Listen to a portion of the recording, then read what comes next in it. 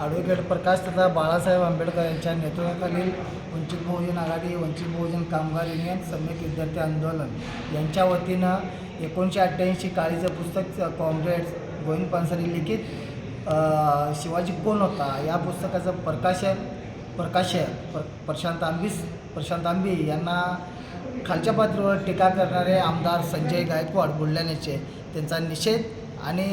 प्रशांत आंबींच्या समर्थनार्थ या ठिकाणी आम्ही शिवाजी कोण होता या पुस्तकाचे वाचन या ठिकाणी केलं आहे। आमची मागणी अशी राहील,